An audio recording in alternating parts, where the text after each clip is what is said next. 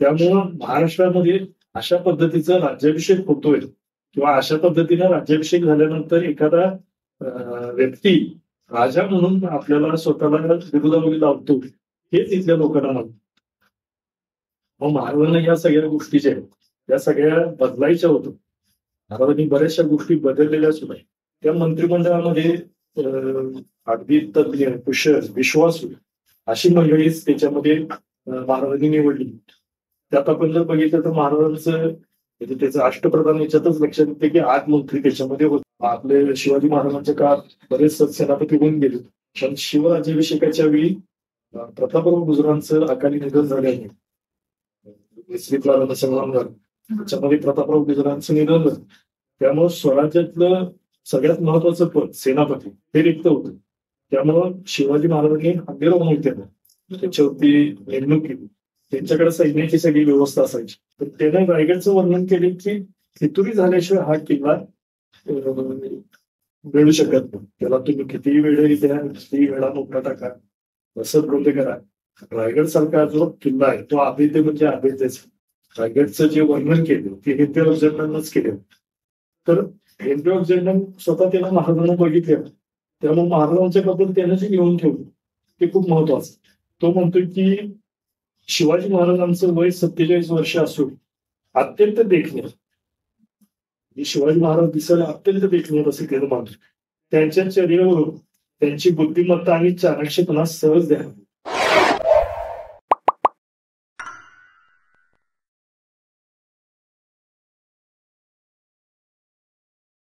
नमस्कार, 4 More thoughts मध्ये आपल्या सर्वांचं स्वागत आहे.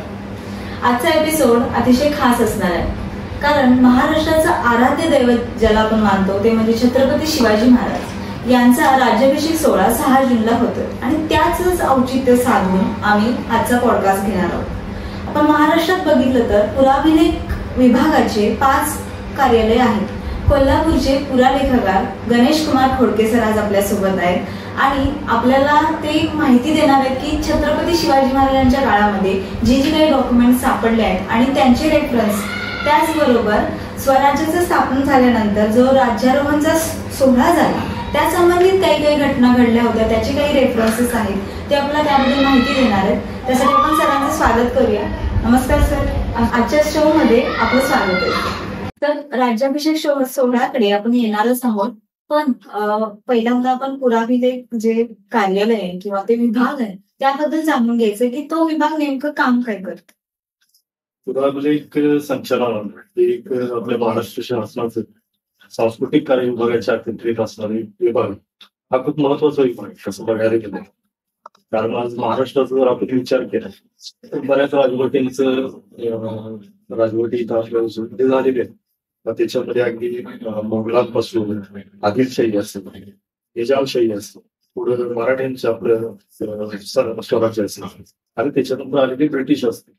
या सगळ्या कालखंडाचा जो काही सामाजिक, राजकीय, सांस्कृतिक, ऐतिहासिक हा सगळा इतिहास जो आहे तो या आपल्या पुराभिलेख संचालनालयामध्ये कागदपत्रांच्या स्वरूपामध्ये जतन केलेला आपल्याला बघायला की महाराष्ट्रामध्ये 5 ठिकाणी कार्यालय कार्यरत आहेत.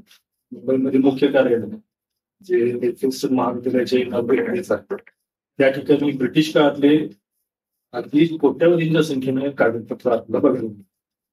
1630 ब्रिटिश भारतामध्ये पहिल्यांदा आले.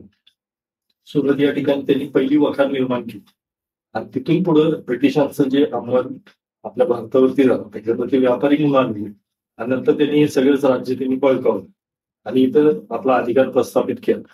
तर या ब्रिटिशांच्या कालखंडातली कागदपत्र आपल्याला मुंबई पुरालेखागारामध्ये बघायला. त्याच्यानंतरचं दुसरं कार्यालय येते पुणे पुराण.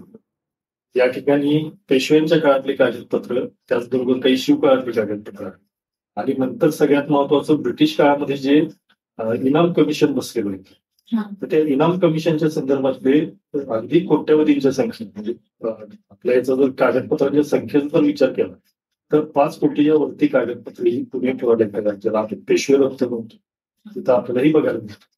तिसरं कार्यालय ज्या ठिकाणी आज मी कार्यरत ते आपलं कोल्हापूर पुरालेख. हे सुद्धा अत्यंत महत्वाचे कार्यालय. मराठा हिस्ट्रीच्या संदर्भातले तरी बरेचसे महत्वाचे दस्तावेज आपल्या कोल्हापूर पुरालेखागारमध्ये बघायला मिळतात. यामध्ये शिवाजी महाराजांच्या काळापासून पुढे महाराणी ताराबाईंनी जे कोल्हापूर संस्थानाची स्थापना केली ते असेल. त्याच्यानंतर जे 5 छत्रपती होऊन गेले त्यांच्या काळाचा पत्रव्यवहार असेल. त्यानंतर आपलं कोल्हापूरचे भाग्यविधाता राष्ट्रकवी राजश्री छत्रपती शाहू महाराज त्यांच्या काळातली दाखवून काढतात. असं कोल्हापूर संस्थान विलीन होईपर्यंतचा सगळा पत्रसंभार आपल्याला कोल्हापूर किंवा लिखायला मिळतात. त्याचबरोबर विदर्भ या ठिकाणी एक आपले कार्यालय कार्यरत आणि औरंगाबाद छत्रपती संभाजीनगर त्या ठिकाणी एक कार्यालय आपले कार्यरत. आमचं सगळ्यात महत्वाचं म्हणजे पुराविलेख या ह्याच्यातच त्याचं नेमकं काम काय तो एक इतिहास बघणे. पुराण म्हणजे जुनं आणि अभिलेख म्हणजे कागदपत्र. जुनी कागदपत्र ज्या ठिकाणी जतन केली जाते त्याला पुराविलेख म्हटलं. आमचं महत्वाचं पहिलं कार्य तेच आहे की ही कागदपत्र बऱ्याच ठिकाणी विखुरलेली असतात. काही ऐतिहासिक ठिकाणी आहे, काही शासकीय कार्यालय, काही संशोधक, काही संस्था आहेत, तर त्यांच्याकडे ही कागदपत्र विखुरलेली. ती कागदपत्र त्यांच्या संमतीनं पुराविक विभागाकडे जतन करण्यासाठी ती प्राप्त करायची, त्याच्यातून संशोधन करायचं, त्याचं याद्या प्रकाशित करायच्या आणि त्या संशोधकांपर्यंत किंवा नागरिकांपर्यंत तो जो करस्पॉन्डन्स आहे तो पोहोचवण्याचं काम करायचं. म्हणजे एका शब्दात सांगायचं झालं तर कलेक्शन, रिझर्वेशन आणि पब्लिकेशन हे आमच्या विभागाचं प्रमुख कार्य. पिढ्यानपिढ्याची माहिती पण तशी पोहोचली जाते. आणि संशोधकांना एखाद्या विषयाची जर माहिती पाहिजे असेल तर ते संशोधक आपल्या कार्यालयाला नियमित भेट देत असतात. ते येऊन त्यांच्या विषयासंदर्भातली कागदपत्र कुठल्या विभागातली असू शकते त्याचे इंडेक्स बघून त्यातून ती कागदपत्र निवडतात, ती बघतात. मग बरीचशी कागदपत्र मोडी लिपी म्हणतात. मग ती मोडी लिपी त्यांना येत असेल तर ठीक आहे, नसेल तर मग आपली लोक त्यांना कर्मचारी जे आहेत ते त्यांना माहिती देतात. त्यांना त्याची आवश्यकता असेल तर ती फोटोकॉपी स्वरूपात असेल, सीडी स्वरूपामध्ये असेल ते आपण त्यांना प्रोव्हाइड करतो.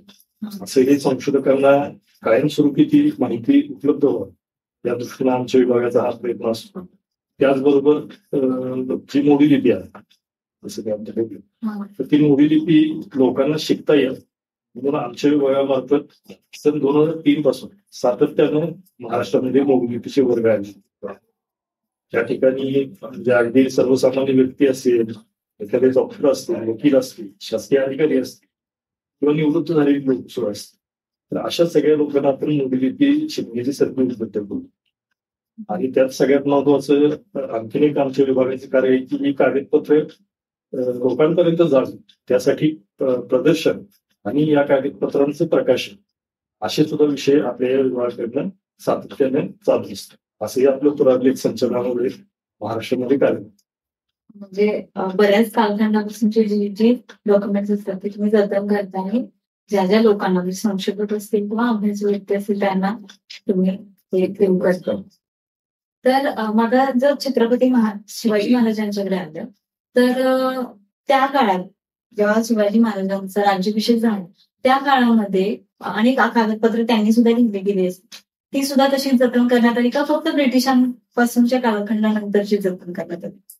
शिवाजी महाराजांचा इतिहास जर आपण बघितला तर महाराजांचं जन्म 19 फेब्रुवारी 1630 ला असं म्हणतो आणि मृत्यू जो झाला तो 4 किंवा 5 एप्रिल 1680. त्याचं एकंदरीत जर म्हणजे दिवसाचं जर आपण कॅल्क्युलेट केलं तर 18,306 दिवस हे महाराजांचं जीवनमान 1630 ते 1680. याच्यातल्या म्हणजे इतक्या दिवसाची कालावधीमध्ये दुर्दैवानं फक्त 240च्या आसपास कागदपत्र आज इतिहासामध्ये शिवाजी महाराजांच्या काळात उजेडात आली. त्याला बरीच कारणं आहेत. तेवढीच कागदपत्र त्यावेळी निर्माण झालेली नाही, त्याच्यापेक्षा खूप मोठ्या संख्येने कागदपत्र निर्माण झालेली असतात. पण रायगडचा पाडावर शिवाजी महाराजांच्या मृत्यूनंतर, संभाजी महाराजांच्या हत्येनंतर रायगडचा पाडावर तिथून पुढे मराठ्यांच्या सत्तेमध्ये थोडस विस्कळीतपणा होता. या कालखंडामधली जी धावपळ होती किंवा धाकधूम होती त्या ह्याच्यामध्ये बरीचशी कागदपत्रे ही नष्ट झालेली असण्याची शक्यता. आणि दुसरं एक अडचणीचा विषय असा झाला की आपल्या महाराष्ट्राचा विचार केला तर आमची पुरावलिक विभागाची जी डिपार्टमेंट्स आहेत याच्यामध्ये कागदपत्र आहेतच, पण अजूनही ती सगळीच अभ्यासली गेलेली आहेत असतात. त्याचबरोबर काही खाजगी संस्था आहेत, जसं पुण्यामध्ये भारतीय संशोधन मंडळ आहे किंवा डोळ्यामधली विकाराजेवढी संशोधन संस्था, काही इतिहास अभ्यासक आहेत, जुन्या काळातले असतील, नवीन काळातले असतील, काही ऐतिहासिक घराणे त्यांच्याकडे सुद्धा कागदपत्र आहेत. आणि त्याच्यातून अजून त्याचं वाचन झालेलं नसल्यामुळे त्याच्यातून कुठलाच उजेड आता कागदपत्र आलेली नसल्यामुळे शिवाजी महाराजांच्या काळातली दुर्दैवाने एवढीच कागदपत्र आज प्रकाशित आहे किंवा ती उजेडतात. मग त्या कागदपत्रावरून आपण त्यावेळेचं सामाजिक आणि राजकीय जो वातावरण होतं त्याचा अभ्यास करू शकतो. करू शकतो. मग आता जर विचार केला तर शिवाजी महाराज हे महाराज होते, ते मावळ्यांसोबत राहायचे, त्यांनी अनेक मुघलांसोबत लढाया करून अनेक जे भाग होता तो स्वतंत्र केला. मुघलांच्या जे काही त्यांची खाणी असतील ती निकामी केली होती. म्हणजे लोकांनी त्यांना राजा म्हणून ऍक्सेप्ट केलेलं होतं. तरी सुद्धा त्यांना राज्याभिषेक असं करून घ्यावा असं त्यावेळेची काय परिस्थिती निर्माण झाली होती की त्यांना वाटलं की आपला राज्याभिषेक हा झाला पाहिजे. त्यामुळे लोकांनी तर राजा म्हणून ऍक्सेप्ट केलेलं होतं. शिवाजी महाराजांच्या पूर्वीचा थोडासा इतिहास आपण बघितला तर महाराष्ट्राचा जर विचार केला, देशाचा आपण नंतर करू, पण महाराष्ट्राचा जर विचार केला तर महाराष्ट्रामध्ये काही भाग हा आदिलशाहीच्या राहिलेले, काही भाग आदिलशाही विजापूरचे होते, काही भाग हा निजामशाहीच्या अखत्यारीत, काही भाग मोगलांच्याकडे, काही भाग बहामनी सुलतानांच्याकडे, असं प्रत्येक सत्ताधीश जे होते त्यांच्याकडे हा संपूर्ण भाग विकतो. शिवाजी महाराजांच्या अगोदरचा जर पिरियड बघितला तर किमान 150 वर्षाचा कालखंड महाराष्ट्राची ही जी भूमी आहे ही पारतंत्र्यामध्ये. अगदी चालुक्य राजवटीपासूनचा जर आपण विचार केला, चालुक्य असतील, यादव असतील, यादवांच्या काळानंतरचा जो म्हणजे हिंदू राजाचा जो प्रभाव होता या प्रांतावरचा तो हळूहळू कमी होत गेला आणि पुढे यवनी पातशाही जे आले त्यांच्याकडे हा प्रदेश गेल्यामुळे पुढच्या काळात या संपूर्ण प्रदेशातली जी काही रयत होती किंवा जी जनता होती त्या सगळ्यांच्यावरती या सगळ्या शाळांनी आपलं अस्तित्व टिकवून ठेवावं यासाठी लोकांच्यावरती अन्याय केली, जुलूम केली, जबरदस्ती केली. आज आपण ऐतिहासिक कागदपत्र किंवा ऐतिहासिक एखादा चित्रपट असेल, मालिका असेल तर त्याच्यामध्ये थोडंसं शिवपूर्व काळातली जर परिस्थिती बघितली तर एखादा सरदार येतोय, त्याला एखादी व्यक्ती म्हणजे स्त्री असेल किंवा एखादं व्यक्ती असेल की त्याच्याबद्दल त्याला काहीतरी चुकीचं वाटलं तर तो त्या स्त्रीला उचलून नेण्यापर्यंत वाईट परिस्थिती या महाराष्ट्रामध्ये होती. त्याचबरोबर जे काही इथले वतनदार होते, जहागीरदार होते, त्याच्यामध्ये प्रामुख्याने चंद्रराव मोरेंचा आपला उदाहरण देत आहे. असेच शिर्के होते, काही म्हणजे जाधव घराणं होतं, तसंच छत्रपतींचे भोसले घराणं होते. तर ही वतनदार जे होते यांच्या सगळ्यांच्याकडे बादशाही काळामध्ये त्यांनी दिलेला त्यांना एक पुरस्कार म्हणतात, यांच्या त्यांचे किताब दिलेला. राजा म्हणून हा किताब प्रत्येकाला होता. चंद्रराव मोरे सुद्धा राजे दाबायचे, शहाजी महाराज सुद्धा राजे दाबायचे, लखुजी राजे सुद्धा ते राजे दाबायचे. पण त्याला एक मर्यादा होती, कारण हे शेवटी मांडलिक राजे होते, मांडलिक होतं त्यांच्याकडे, ते चाकर होते या सगळ्या पातशाहींची.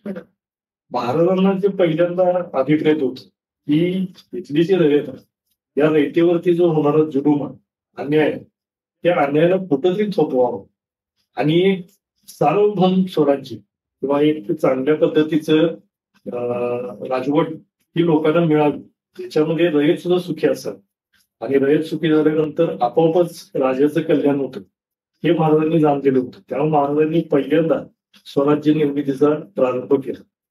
1630 पासून ते 1680 पर्यंत जर आपण सगळ्या घटनांचं जर थोडा जरी विश्लेषण बघितलं तर कुठल्याच याच्यामध्ये असं आपल्याला दिसत नाही की शिवाजी महाराजांनी स्वतःसाठी किंवा भोसले घालण्यासाठी म्हणून कुठल्या गोष्टी केल्या. महाराजांनी जे काही केले ते हिंदवी स्वराज्यासाठी असेल, इथल्या रयतेच्या कल्याणासाठी असेल, याच सगळ्या गोष्टी महाराजांनी केल्या. 150 वर्षाची जी राजवट आहे या पातशाहींची ही उलटवून टाकणं एवढं सोपं नाही. आणि ही लोक सुद्धा शिवाजी महाराजांना एक बंडखोर किंवा एक दगलबाज अशा पद्धतीनेच महाराजांच्याकडे बघत होते. महाराजांनी पहिल्यांदा विचार काय केला की आज आपलं हे स्वराज्याचा आपण प्रयत्न आरंभलेला आहे, स्वराज्य निर्माण व्हायला आहे, पण भविष्यामध्ये आणखीन एक थोड्या वर्षानंतर किंवा 100-150 वर्षानंतर या प्रयत्नाला एक मराठ्यांचं बंड किंवा भोसल्यांची राजवट एवढीच ओळख त्याला लोकांनी देता का? कारण हे 18 पगड जाती ज्या आपल्या समाजामध्ये होते वेगवेगळे जाती धर्माची लोक होते, त्यामध्ये सगळेच स्वराज्यासाठी काम करत होते.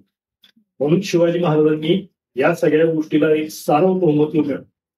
म्हणून ही शिवराज्याभिषेकाची संकल्पना महाराजांनी पहिल्यांदा विचारात आणली आणि त्याचं इम्प्लिमेंटेशन म्हणजे आहे ते 6 जून 1684 ज्येष्ठ शुक्ल त्रयोदशी शके 1596 या दिवशी महाराजांनी राज्याभिषेक करून घेतला. आता त्याचं पण पुढचं गणित असं आहे की राज्याभिषेक केला जे महाराजांना मोठे पण पाहिजे होतं, असं पण होऊ शकतं.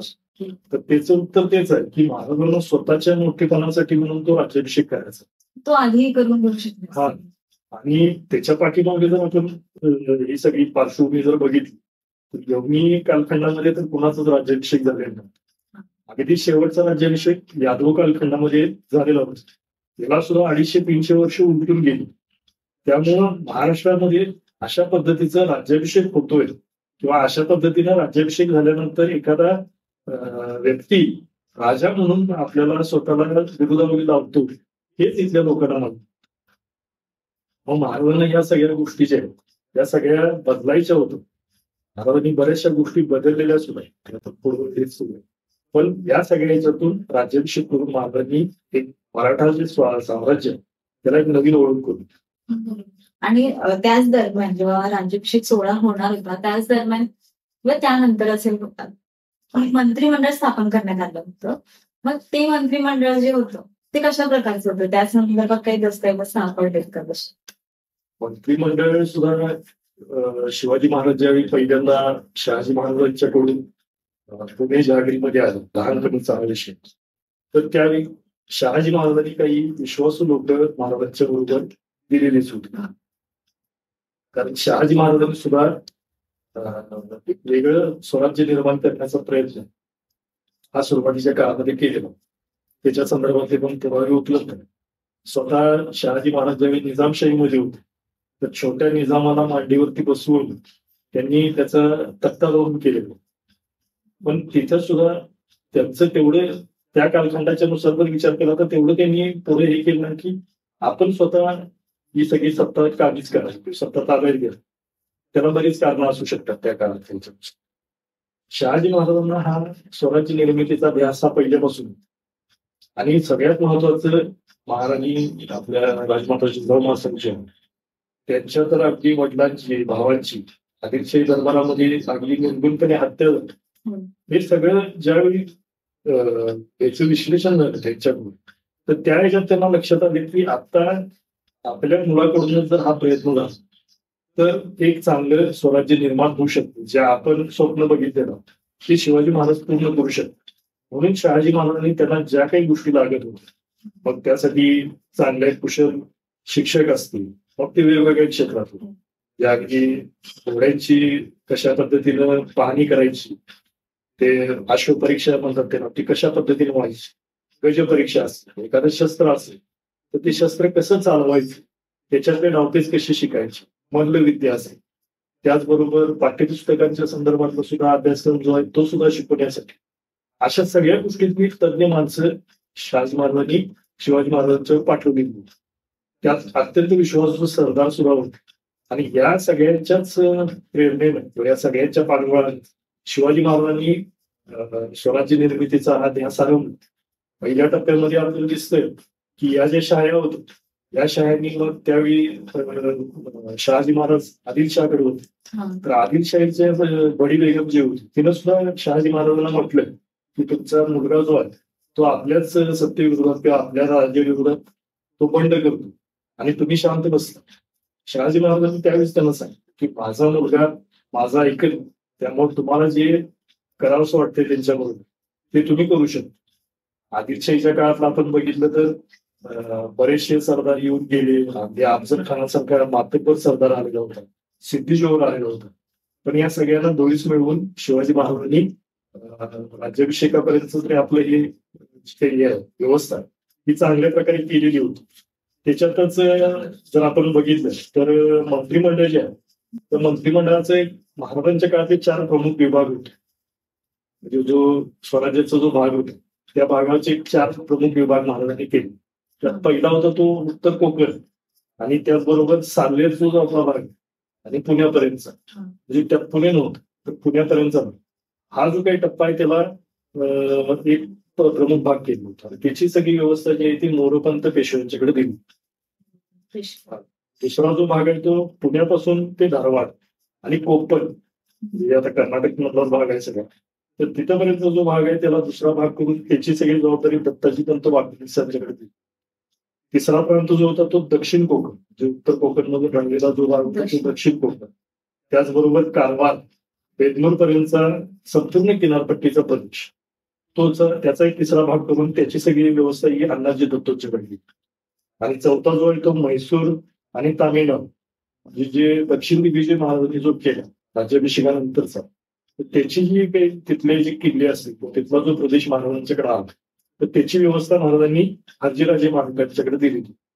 अशा आपल्या स्वराज्याचे प्रमुख 4 भाग होते आणि त्याची व्यवस्था ही या 4 प्रमुख व्यक्तींच्याकडे होती.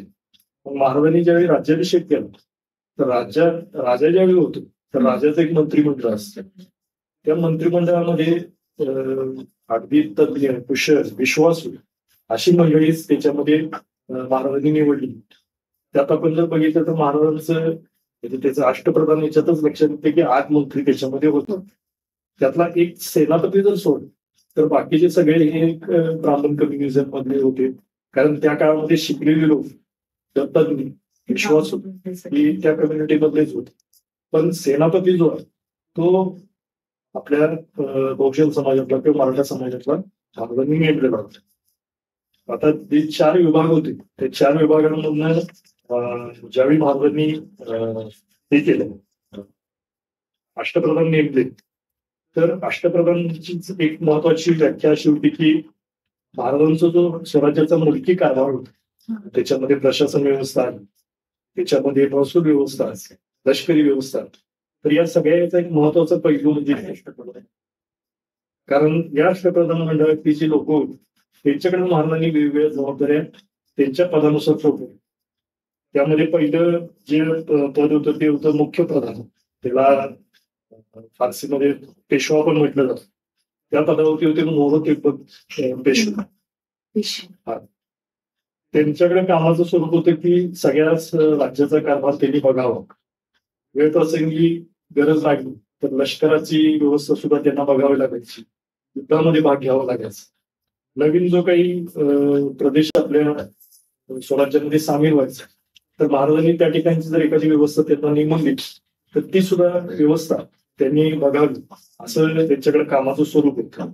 आणि सगळ्यात महत्वाचं, नवीन प्रदेश एखादा असेल तर तो प्रदेश आपल्या स्वराज्यामध्ये कसा सामील करून घेत आहे त्यासाठी जी काही व्यूहरचना ही या पेशवेपदाकडे महाराजांनी सोपवली. पुढचं पद आहे ते अमात्य, जे त्यालाच मुजुरीदार पण म्हटलं जातं.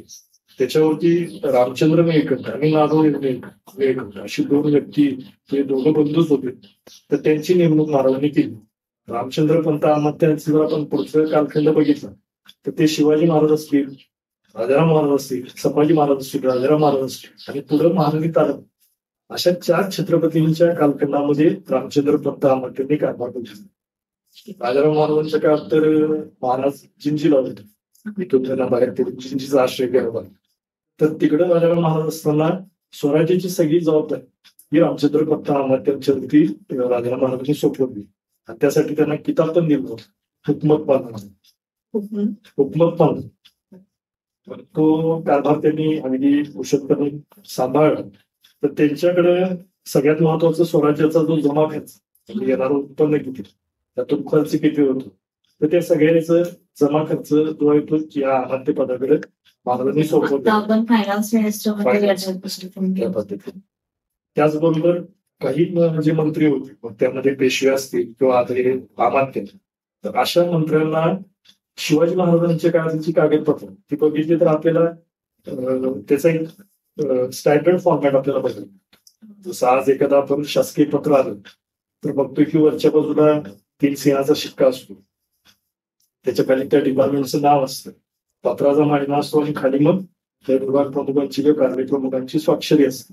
तर हा जो काही स्टँडर्ड फॉर्मॅट शासकीय याच्यामध्ये दिसतो तशा पद्धतीनं सुद्धा त्या काळामध्ये कागदपत्र लिहिण्याची पद्धत होती. शिवाजी महाराजांच्या काळामध्ये जर आपण कागदपत्र बघितली तर महाराजांच्या प्रत्येक पत्रावरती, पत्राच्या माथ्यावरती, जिथं आपण पत्राचं माथा म्हणतो, डोकं म्हणतो, त्या ठिकाणी शिवाजी महाराजांची अष्टगणी मुद्रा म्हणतो. त्यानंतर पत्राचं मायना लिहिला आणि त्यावेळेचा प्रघातच असा होता की जो राज्यकर्ता, तो राज्यकर्ता स्वतः शिकलेला असू दे असेल नसू दे, शिवाजी महाराज तर स्वतः शिकलेले होते, अनेक भाषा, अनेक लिपी, लिहिता वाचता येईल होते. तर शिवाजी महाराज जर पत्र एखादे सांगत असते तर त्यांची कारकून लोक जी आहेत ती कारकून लोक ते पत्र लिहायची, पण त्या पत्रातले सगळे शब्द जे महाराजांचे ते त्यांच्या मुखातून बघायचे आणि ते पत्र ज्या विकतेत व्हायचं, लिहून व्हायचं. तर त्यावेळेस एक प्रघात होता की त्या राज्यकर्त्याने स्वतः शिवाजी महाराजांनी जर ते पत्र सांगितलं असेल तर एक शेवटची ओळ असेल किंवा एखादा शेवटचा शब्द असेल ते स्वतः ते छत्रपती त्यावरती स्वतःच्या हस्ताक्षरामध्ये लिहायचे आणि एक समाप्ती मुद्रा त्या पत्राची, त्याला मूर्त मुद्रा म्हटलं जाते, ती मर्यादित विराजित शिवाजी महाराजांच्या पत्रामध्ये आपल्याला ती बघायला नव्हती. तर ती मुद्रा त्या पत्रावरती उमटवली म्हणजे पत्र तिथे संपलं, असा तो एक स्टँडर्ड फॉर्मॅट होता. तर शिवाजी महाराजांच्याच शिक्क्याप्रमाणे काही राष्ट्रप्रधान मंडळीचे काही मंत्री होते, त्या मंत्र्यांना सुद्धा शिवाजी महाराजांच्या बरोबर त्या पत्रावरती शिक्का उमटवायचे अधिकार. त्यामध्ये पेशवे असतील किंवा अमात्य असतील या पदांना खूप महत्व होते. तर त्यांना सुद्धा शिवाजी महाराजांच्या पत्रावरती महाराजांचा शिक्का झाल्यानंतर खालच्या बाजूला उजव्या कोपऱ्यात शिक्का उमटवण्याचा महाराजांनी अधिकार. त्या डिपार्टमेंटला त्यांनी ते स्वातंत्र्य दिलं, तुम्ही काही निर्णय घेऊ शकता त्यासोबत. निर्णय म्हणजे ते महाराजांचा सल्लामसलत घेऊनच, पण त्या पत्रावरती ते शिक्का उमटवू शकतात. तिसरं सगळ्यात महत्वाचं जे अष्टप्रधान मंडळी होतं ते सेनापती, त्याला सरलष्कर सुद्धा म्हटलं जातं. आपले शिवाजी महाराजांच्या काळात बरेच सेनापती होऊन गेले, पण शिवराज्याभिषेकाच्या वेळी प्रतापराव गुजरांचं अकाली निधन झाल्याने संग्राम झाला, त्याच्यामध्ये प्रतापराव गुजरांचं निधन झालं. त्यामुळं स्वराज्यातलं सगळ्यात महत्वाचं पद सेनापती हे रिक्त होतं. त्यामुळं शिवाजी महाराजांनी हंबीर म्हणून केलं, त्याच्यावरती नेमणूक केली. त्यांच्याकडे सैन्याची सगळी व्यवस्था असायची. एखादं मोहीम करायची असेल त्या मोहिमेचं सगळं नियोजन त्या सेनापतींनी करावं. लष्कराच्या काही अडीअडचणी असतील त्या छत्रपतींपर्यंत पोहोचवलं, असं ते एक स्टँडर्ड काम करायचं ते सेनापतींच्याकडे होतं. सेनापती हंबीरराव मोहिते म्हणजे हेच ना की छत्रपती ताराबाईंचे वडील? हा बरोबर, हेच. तर त्यांनी सुद्धा आपल्या मुलीला त्या पद्धतीचं शिक्षण दिलं. ताराबाईंना तर ते लहानपणापासून म्हणजे बाळतूर म्हणतात अशा पद्धतीने ते मिळालेलंच होतं. आणि लहानपणापासून ताराबाई या शिवाजी महाराजांना त्यांनी बघितलेलंच होतं, प्लस त्या रायगडवरतीच राहिल्या. त्यामुळे त्यांना तिथलं राज्यकारभाराची व्यवस्था कशी आहे, कसा राज्यकारभार चालतो, कसं स्वराज्याचं काम चालतं, हे अगदी लहानपणापासून त्यांना ते बघायला. पुढचं पद आहे ते सचिव म्हणतात, त्याला सुरनीस पण म्हटलं जातं. तर शिवाजी महाराजांच्या अष्टप्रधान मंडळामध्ये अण्णाजी दत्तो यांच्याकडे ती जबाबदारी सोपवली.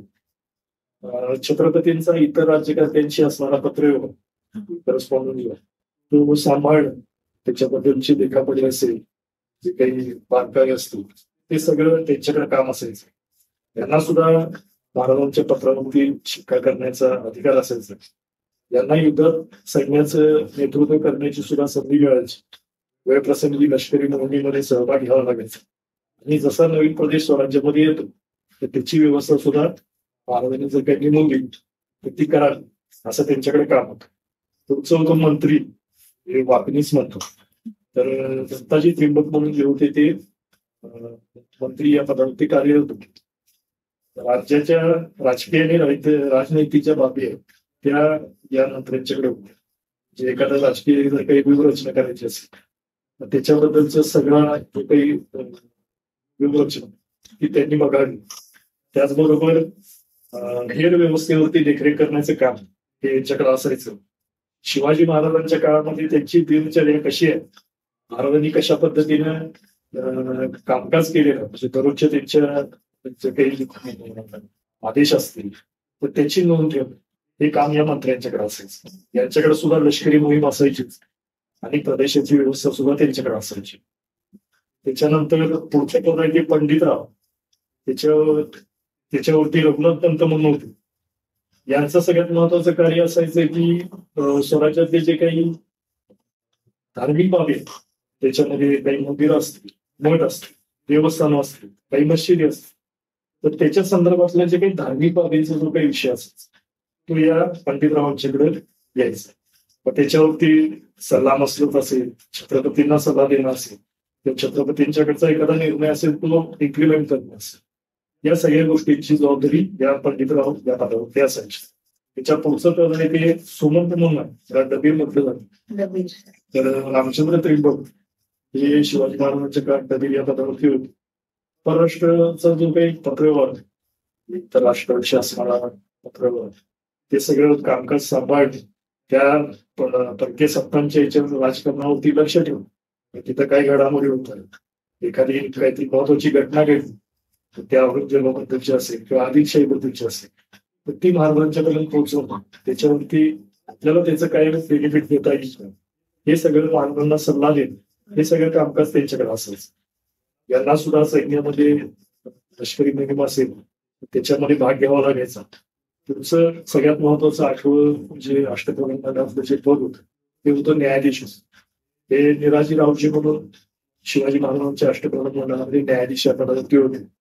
त्यांच्याकडे जे काही खटले स्वराज्यामध्ये चालायचे, एखाद्याने ते अन्याय झाला किंवा काही भावांमध्ये काही वाद असतील, काही वतनाबद्दलचे वाद असतील, तर ते ज्यावेळी छत्रपतींच्याकडे यायचे तर यांना दोन्ही बाजू ऐकून घेणे, त्यातली कुठली योग्य बाजू त्याच्यावरती त्यांना न्याय त्या व्यक्तीला द्यावा लागायचा.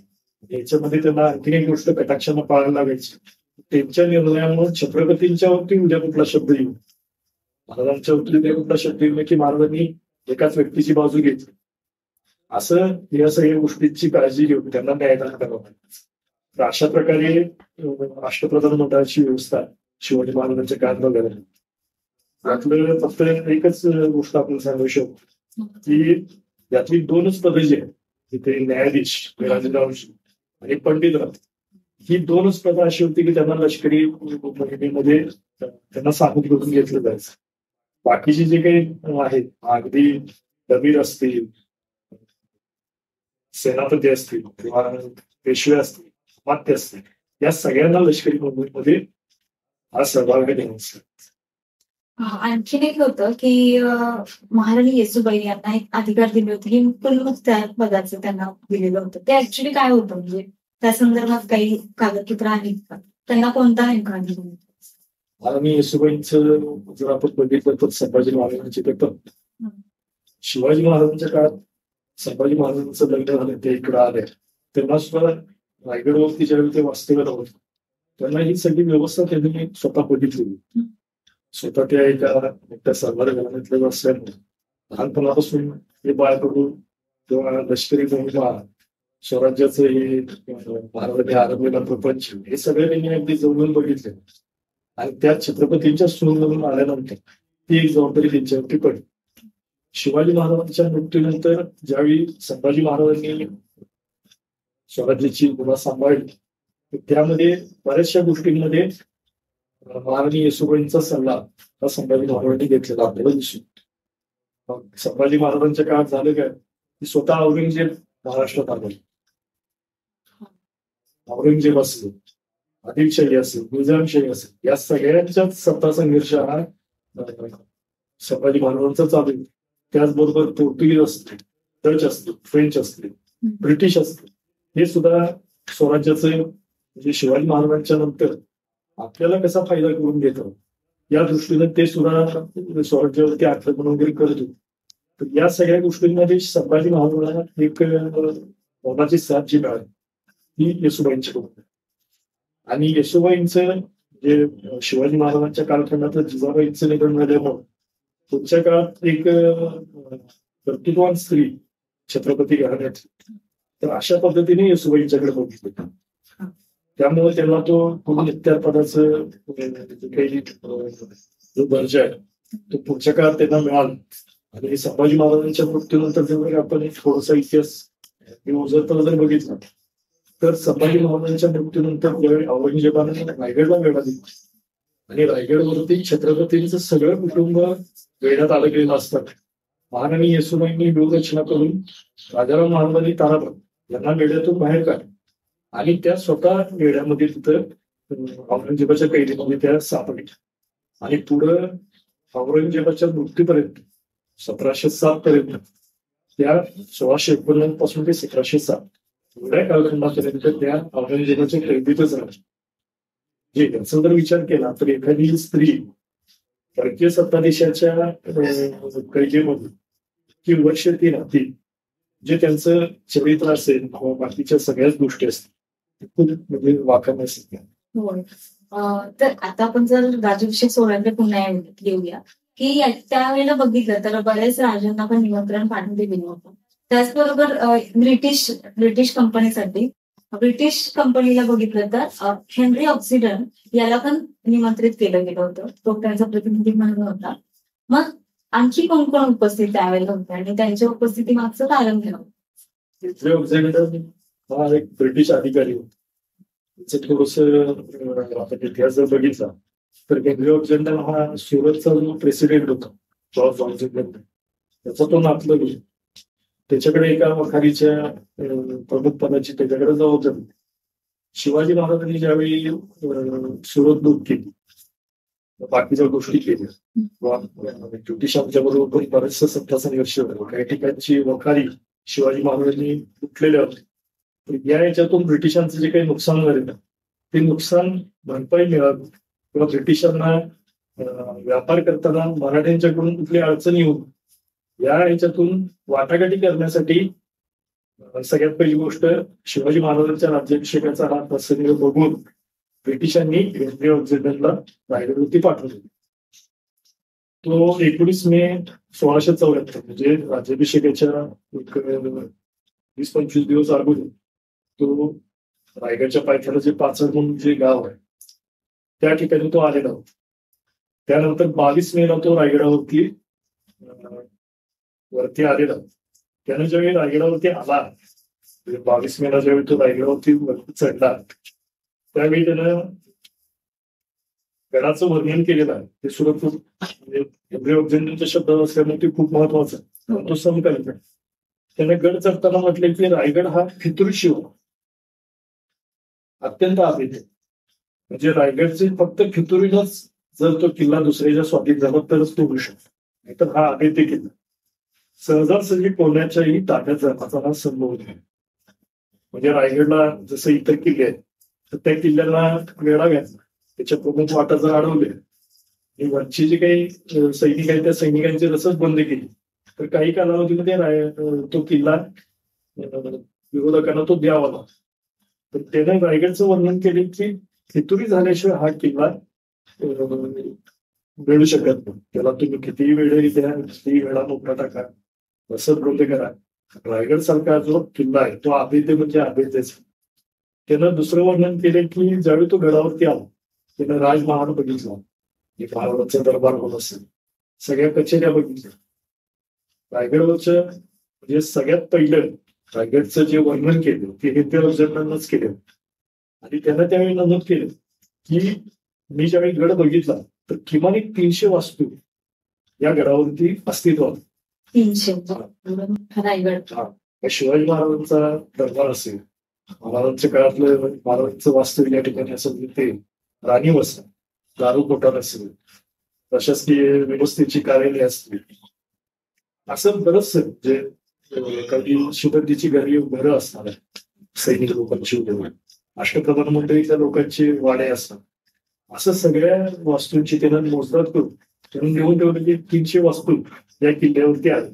26 तारखेला त्यांची आणि शिवाजी महाराजांची भेट झाली 26 मे.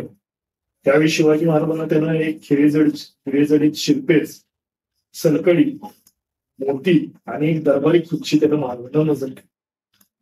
त्या ह्याच्यामध्ये महाराजांच्यावरती चर्चा झाली की आमच्यावरती थोडासा अन्याय होते महाराजांचे आणि आम्हाला थोड्याशा सवलती मिळाल्या. महाराजांनी त्याला सांगितलं की आता हा राज्याभिषेकाचा प्रसंग समोर आहे, थोडेच दिवस राहिलेले, तुम्ही इथं थांबा, कार्यक्रम बघा आणि त्यानंतर मग आपण या विषयावरती बोलू. मग तो स्वतः 6 जून पर्यंत रायगडवरती राहिला आणि त्याचं दररोजचं वर्णन त्यानं इथून आपल्या वखारीमध्ये त्यांचं जे हेडक्वार्टर असायचं त्या ठिकाणी पाठवलेलं ते सुद्धा आज उपलब्ध आहे. प्रत्येक दिवशी काय घेतलं ते त्यानं सगळं अगदी लिहून ठेवलं. 6 जूनला पण तो या कार्यक्रमाला उपस्थित होता. त्यांना महाराजांना एक हिरेजडित अंगठी काही मौल्यवान आढळलं हे शिवाजी महाराजांना तिथं नजर केली. मग महाराजांनी त्याला पुढे बोलवून घेतलं आणि त्याचा सुद्धा यथोचित सत्कार करून त्याचं जे काय असेल ती व्यवस्था केली केली. त्यानंतर मग बरेच आणखीन एक 8 दिवसामध्ये 5-6 दिवसामध्ये हेनरी ऑक्झिटन या राज्याभिषेकाच्या प्रसंगानंतर महाराजांना भेटला. तर त्यानं महाराजांचं पण त्यावेळी वर्णन केलं. महाराज आज आपण काही चित्र आपल्याला बघायला मिळतात शिवाजी महाराजांच्या काळात. बरीचशी नंतर आर्टिफिशियल तयार झाली पण समकालीन चित्र आपण बघतो. एक सुरत मोठीच्या वेळेचं एक डच आर्टिस्टने काढलेलं चित्र आहे. त्याच्यावरती डेल वन शिवाजी म्हणून म्हटलेलं. तर ते एका बाजूनच. पण आज आपल्याला जर महाराजांच्या व्यक्तिमत्वाचा जर अभ्यास करायचा असेल तर अशा गोष्टी खूप महत्वाच्या. तर हेनरी ऑक्झिटन स्वतः त्याला महाराजांना बघितलेलं त्यामुळे महाराजांच्या बद्दल त्यानं जे लिहून ठेवलं ते खूप महत्वाचं. तो म्हणतोय की शिवाजी महाराजांचं वय 47 वर्ष असून अत्यंत देखणे शिवाजी महाराज दिसायला अत्यंत देखणे असं त्यानं मानतो. त्यांच्या चर्येवरून त्यांची बुद्धिमत्ता आणि चाणक्षपणा सहज द्या. म्हणजे त्यांच्याकडे बघितल्यानंतरच ते किती बुद्धिवान असतो त्यांचं चातुर्य किती आहे हे बघितल्यानंतरच समजते असं त्याचं म्हणणं होतं. त्यांचा वर्ण इतर मराठ्यांपेक्षा पुष्कळ गौरवर्णीय. इतर मराठी थोडेसे सावळे दिसत आहेत तर त्याच्यामध्ये महाराजांचा वर्ण हा अत्यंत उठावला आहे. आज हे आपण जर बघितलं तर छत्रपती घराण्यातल्या व्यक्ती जर सर्वसामान्य लोकांमध्ये जर असतील तर त्यांचं व्यक्तिमत्व लगेच उठून दिसतं. तशा पद्धतीनं महाराजांचं ते गौरवर्णीयचं वर्ण त्यानं केलं. त्याचबरोबर तो म्हणतो की त्यांची दृष्टी तीक्ष्ण असतो. नाक सरळ आणि टोकाशी बाजू आहे. महाराजांची दृष्टी जी आहे ती तीक्ष्ण आहे. समोरच्या व्यक्तीच्या मनाला ठाव येतील अशा पद्धतीने महाराजांची दृष्टी आहे. दाढीच निमुळतेपणा असून मिशी बारीक म्हणजे विरळ आहे. आणि त्यांचं भाषण निश्चयात्मक स्पष्ट पण जलद होत. ते बोलताना महाराज अगदी स्पष्टपणे बोलतात पण त्याच्यात एक निश्चय असतो. जे आधी त्याने ठरवलेलं असतं की याच पद्धतीने आपल्याला पक्ष बॅलन्स करायचं त्या पद्धतीने ते बोलणं असायचं आणि ते अत्यंत सोप्या भाषेमध्ये असायचं. हेनरी ऑक्झिटनचं हे महत्वाचं गोष्ट अशी आहे की स्वतः त्यानं महाराजांना बघितलेलं असतं आणि सगळ्यात महत्वाचं शिवाजी महाराजांच्या वयाचा उल्लेख त्यांनी या ठिकाणी केला. म्हणजे राज्याभिषेकाच्या वेळी महाराजांचं वय काय होतं या ह्याच्यातून हा एक समकालीन प्रभाव आपल्याला त्याच्यातून बघा. पर्सनॅलिटी पण दिसून येईल किती प्रभावी होईल की ब्रिटिश सुद्धा समोर असताना हे जाणते. तर आणखीन एक विचारायचं होतं की जेव्हा हा सोहळा झाला त्याला स्वतःला राज्याभिषेक करून राजा म्हणून त्यांनी समाजासमोर ठेवलं. त्याचबरोबर युवराज म्हणून संभाजी महाराजांना देखील त्या दिवशी काही केलं होतं. काही विधी संबोधलं होतं. काही विधी जे असतात राज्याभिषेक हा बऱ्याच अगदी शेकडो वर्षानंतर आपल्या महाराष्ट्रामध्ये घडत होते. त्याबद्दलचे काही पूर्वज कुणाला माहित नव्हते. पहिला वाद झाला की शिवछत्रपतींचं घराणं भोसले घराणं जे हे क्षत्रिय आहेत. महाराजांना आपलं क्षत्रियत्व सिद्ध करावं म्हणजे आम्ही क्षत्रिय कुलातले आहोत. ते कसं राजस्थान बघून आमचं मनुष्य राहत ते क्षत्रिय कसे आहेत हे सगळं महाराजांना अगदी पुराव्याविषयी ते सिद्ध करावं. इथली जी ब्रह्मबंध मंडळी होती ती महाराजांच्या राज्याभिषेकाला क्षत्रियत्वाच्या याच्यातून थोडासा विरोध केला. त्यांचा विरोध मोडण्यासाठी म्हणून महाराजांनी उत्तरेतनं अत्यंत विश्वासू आणि तज्ञ त्या काळातल्या जर भारताचा विचार केला तर गागा भट्टांसारखा तज्ञ व्यक्ती भारतामध्ये नव्हता. तर गागा भट्टाने इकडे पाचारण ठेवलं. त्यांच्याकडून हा सगळा विधी करून घ्यायचा. या विधीमध्ये बरेच म्हणजे अगदी जे असेल किंवा आपल्या स्त्रियांशी परत विवाह असेल तुलादान असेल अशा बरेचसे विधी हे शास्त्रोक्त पद्धतीने होत गेले. मग त्याचबरोबर शिवाजी महाराजांची राणी त्यावेळी सईबाईंचं निधन झालं. सोयराबाई होत्या. तर सोयराबाईंना त्यांनी याच्यावरती राणी म्हणून देखील केलं आणि ज्येष्ठ पुत्र म्हणून संभाजी महाराजांना युवराज करायला तिथे त्यावेळी एक आपल्याला उचित केलेला दिसून. म्हणजे त्यावेळेस हा सोहळा आपल्याला दिसून येतो. म्हणजे पत्रांमधून असेल किंवा इतर काही तुमच्याकडे डॉक्युमेंट्स असतील त्याच्यामधून दिसून येतो की अशा प्रकारे हा सोहळा पार पडलेला आहे. पण जर विचार केला की राज्याभिषेक झाल्यानंतरचे छत्रपती शिवाजी महाराज आणि त्यानंतरचे त्या आधीचे छत्रपती शिवाजी महाराज हे याच्यातला काय कसा फरक कसा दिसून येतो? मगाशी आपली पहिल्यांदा विषयी चर्चा झाली की पहिला कालखंड जो आहे तो शिवाजी महाराजांनी स्वराज्य निर्माण करायचा प्रयत्न सुरू केला. पण हे स्वराज्य पुढच्या काळात एक बंड म्हणून त्याची ओळख राहू नये म्हणून महाराजांनी हा राज्याभिषेकाचा प्रपंच राज्याभिषेक करून घेतला. पहिल्या कालखंडातल्या थोडंसं उदाहरण जर आपण बघितलं कागदपत्रांचा जर विचार केला तर शिवाजी महाराजांच्या म्हणजे 1630 पासून ते 1674 पर्यंत हा जो कालखंड आहे यातली जी कागदपत्र आज उपलब्ध आहेत त्याच्या जर आपण विश्लेषण बघितलं तर ती कागदपत्र ही त्याच्यात जे कालगणना जी लिहिली जाते त्या कालगणनेचा उल्लेख हा मुसलमानी पद्धत म्हणजे फसली कालगणना असेल सूर कालगणना असेल या सगळ्या कालगणना या मुस्लिम राजवटींची. फसली म्हणजे जसं आता 6 जूनला आपल्या इथे मृग नक्षत्र चालू होतं म्हणजे शेतीची कामं आरंभण्याचा हा कालखंड आहे. तर त्या ह्याच्यातून फसली म्हणजे फसल जे लावायला सुरुवात झाली तर त्याला फसली म्हटलं जातं. तर अशी कालगणना ही मुस्लिम राजवटीने निर्माण केली. तर शिवाजी महाराजांच्या या सुरुवातीच्या कालखंडातली कागदपत्र बघितली तर त्याच्यावरती मुसलमानी कालगणनेचा प्रभाव आपल्याला बघतो. त्याच्यातून म्हणजे त्या काळात ब्रिटिश नसल्यामुळं इंग्रजी कालगणना आपल्याला बघायला मिळत. त्याचं परत एक गणित आहे त्या मुस्लिम कालगणनेवरून परत ब्रिटिश त्याच्यातून इंग्रजी तारीख काढायची म्हणजे आपल्याला ते नेमकं कुठल्या कालखंडातलं पत्र आहे कुठल्या महिन्यातलं कुठल्या तारखेचा त्याचा आपण एक ढोबळ म्हणून अंदाज लावू शकतो.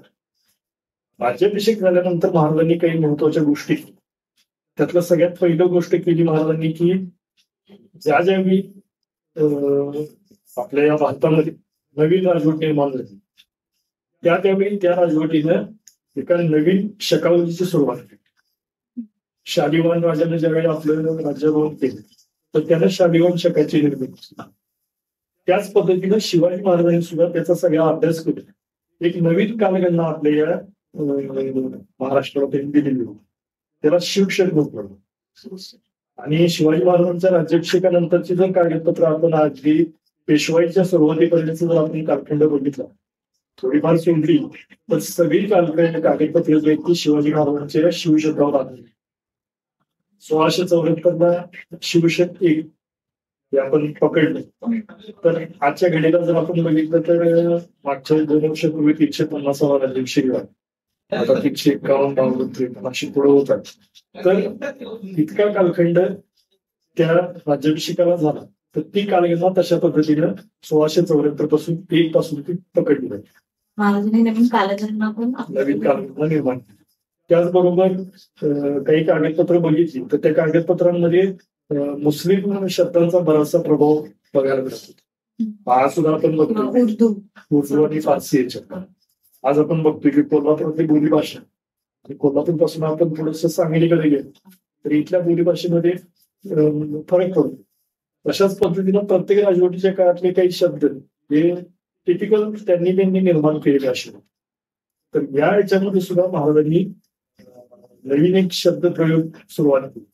त्याच्यासाठी नवीन काय म्हणू शकतो की शब्दांची रचना ही महाराजांनी निर्माण केली. आणि सगळ्यात महत्वाचं एक राजव्यवहार कोश जे राज्य निर्माण केलं म्हणजे झालं नाही तर ते टिकवण्यासाठी काय करता येतं किंवा कसं करावं याचा एक विस्तृत चार्ट आपण म्हणता येईल. तशा पद्धतीने महाराजांनी तो राजव्यवहार कोश सुद्धा निर्माण केला. त्यामुळे पुढच्या काळात शिवाजी महाराजांचा राज्याभिषेकानंतर 6 वर्षामध्ये मृत्यू झाला दुर्दैवाला. तिथून पुढे 9 वर्षामध्ये संभाजी महाराजांची हत्या झाली.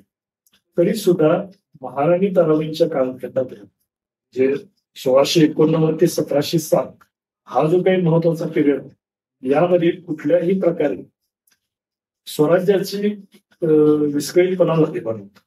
स्वराज्य हे टिकलं ते या शिवाजी महाराजांनी निर्माण केलेल्या काही गोष्टी आहेत या गोष्टीच्या.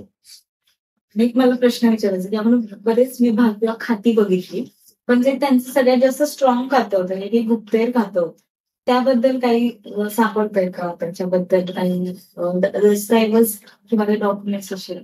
तयार खात्यामधले म्हणजे महाराजांच्या काळातले अत्यंत विश्वासू ते होते ते बघितले नाही. त्या अगदी शिवाजी महाराजांच्या काळात जर काही प्रसंगी आपण अभ्यास केला तर सुरत महाराजांनी 2 वेळा सुरत कुठे मागे महाराजांचा न्यूज होता तो वेगळा होता, पण सुरतच काय दुसरा कुठलाही प्रदेश महाराज लुटू शकत नाही. पण सुरत हे त्या काळामध्ये मोगली राजवटीचं कसं बघायला गेलं तर ते खूप महत्वाचं म्हणजे मोगलांचं नाकच म्हटलं तर इथेच आहे सत्तेचं त्यांचं.